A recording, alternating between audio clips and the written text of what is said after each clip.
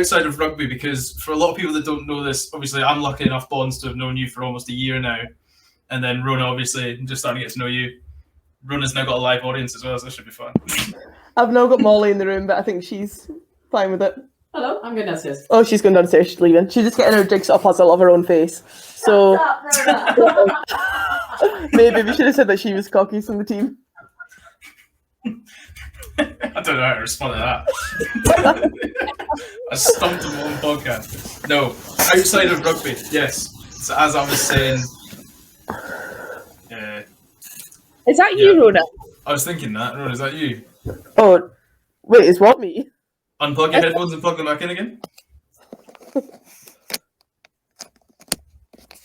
See, this is gonna be a great advert for how podcasts just never go 100% of the time, like 100%. I'm a normal now. Yeah, you're fine now. Oh, I didn't know it was weird. Sorry, guys. No, it's alright. It was only like for about 3 seconds. Right, outside of rugby, right, I'm lucky. Like I was saying, I'm lucky enough to have known Bora for about a year and a half now through work, and obviously, Rhona, I've just been introduced to you, and I'm going to get to know you hopefully through work. You guys seem to have 36 hours in a day and about 9 days in a week with the amount of stuff that you guys achieve, do, and just live through in a week. How is it like getting outside of rugby? Because obviously, Bonds, you've mentioned it, you're a teacher. You've also managed to go through the RAF and become like a registered private. So, and then Rhona, you've obviously done everything. You've been in athletics, you've worked alongside rugby. What's it like being a female player? Because you guys just work so much harder than the male players, and I will fight that to the moon. Rhona, you gonna go for it? Oh, we love that, Sam. No, I've had the last couple of years, like I have been extremely busy. Like I've been studying, working, training, and I'm definitely somebody that like I want to be at every session. Like if there's an optional kick-in session at 2 p.m, like I want to be there. And I think I probably learned the hard way that while you're studying and working and everything else, you can't do that. Like there was a time last year that I got really pretty ill, and it was like just a result of being really run down, and it was because I was doing a job that started at 5 a.m. and I was like working like 5 till 2, training from 2 till 9, then you get back into the house at 9:30, then I was doing that again the next day. And then I think I definitely learned a lot from that in terms of like you have to be realistic with what you can do. But certainly like training at Lightning, I was training next to players who are full-time with England, so I'm an international player, I want to be doing everything that they're doing, but it's kind of just not realistic all the time. But with saying all that, like I've definitely had it a lot easier than like, I don't know, like a Rachel Malcolm or an Emma Wassell who have to be in work 9 till 5, and there's nothing you can do about that. Like I've been although I've had a lot of volume, like I've been able to be flexible, and if some nights that means I've been working late or working really early, I've been able to do that, which other people can't do. So it's kind of like a different struggle. And then the last 6 months I've got to be full-time with GB7s, and like I can't describe what a difference that makes. Like it's been absolutely huge. Like I've hit speed PBs, I've hit PBs in the gym, and I'm training as much as I was before. The volume's not changed. I've just been like resting in between. Like it really does make a big difference. Mm-hmm. What were you doing for work beforehand, if you don't mind me asking? Was this like just a part-time job or? Yeah, so I was working for British Athletics. I did an internship with them alongside my masters, and then managed to get a job with them while I was finishing my masters. So that was like I was really fortunate to have that. And then I had like a lull where I didn't have a job and picked up a job at Loughborough Sport, which like I'm really grateful that they gave me the job. It was like helping out as like I don't know, I was like setting up the tennis courts or setting up the badminton courts. Like I don't know what would you call it, like a sports coordinator sort of person, which was a job that was like the hours that I could work with training started at 5 a.m. And like some people are really good in the mornings. This gal needs some sleep. Night owl. Absolute night owl. Yeah.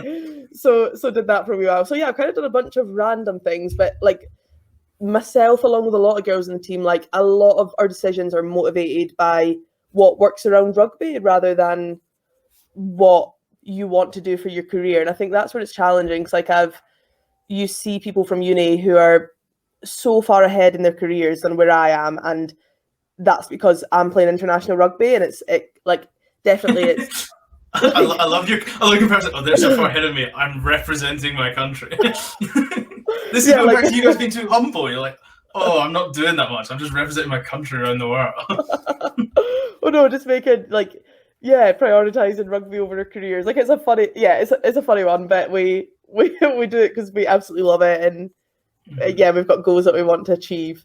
But yeah, it can be extremely tough, and I'm saying that, and I'm very fortunate that I'm one of the players that have had it a lot better than others. Right, now, following on from that, Rhona's just explained how incredibly hard she worked. Bonds, how the hell did you find the time to become a teacher and then decide, going, I'll just join the RAF, why not? I've got a couple of free hours. Do you know what, the PGC year, so like your teacher training year, was definitely the hardest. I remember an absolute highlight. This would have been my first season at Scotland as well.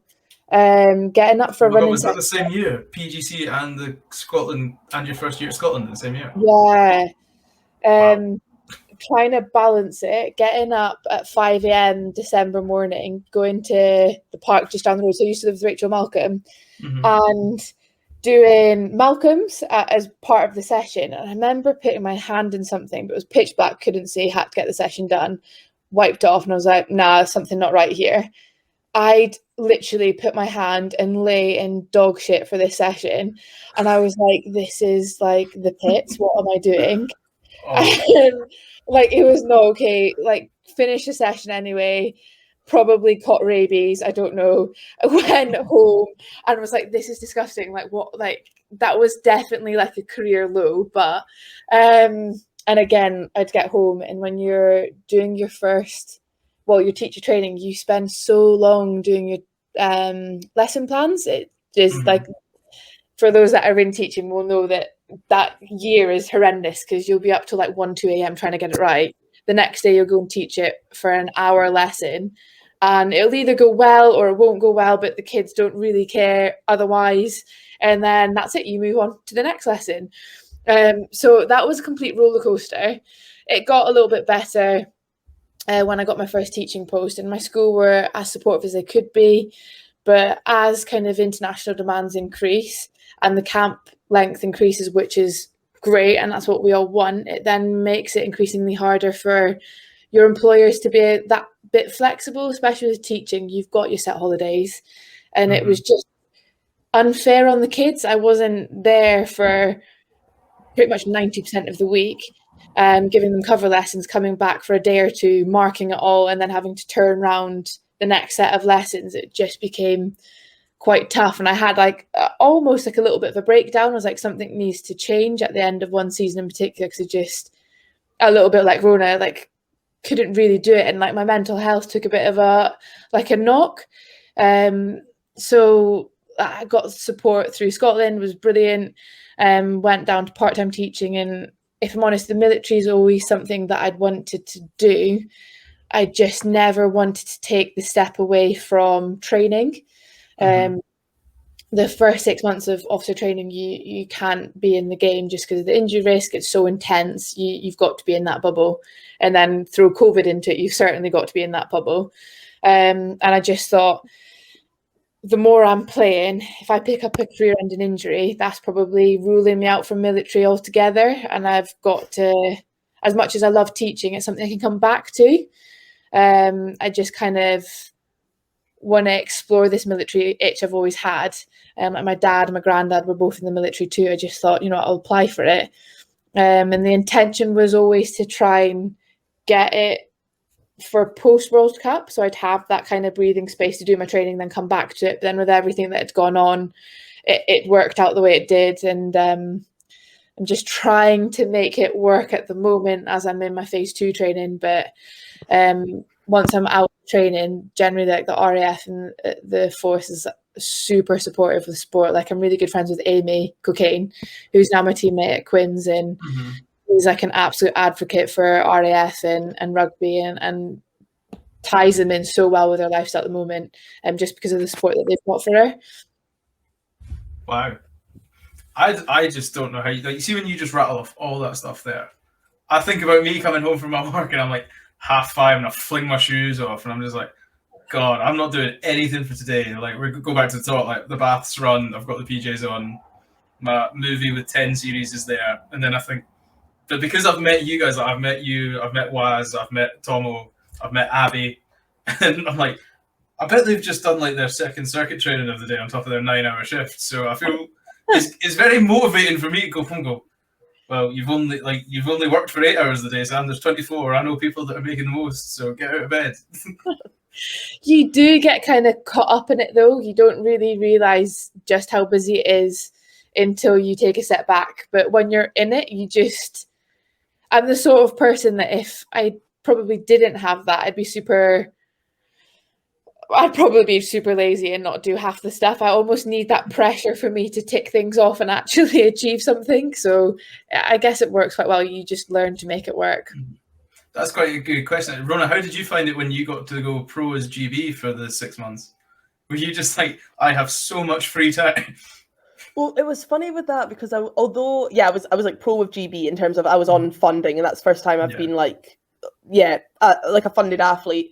I still was finishing my masters, so that like still kept me busy. We had podcast stuff. Like I did kind of still feel relatively busy in that time, but the last like 3-4 weeks maybe since like I finished with GB and I've now not been working and just had training and we haven't really had podcast stuff on. I've literally been going like crazy. I'm like I'm somebody that like you, as Bon said, that you get so caught up in it. Like I'm so used to being so busy that I've literally been like what do I do?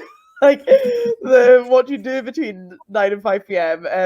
It's been funny. Like I think it's so ingrained that like we just like to be busy and find side projects and get things done. But you do just get in this like rhythm of it, and then you're desperate for time off, and time off comes and you're like, oh, it's kind of nothing to do. So then you get back into it and you go again.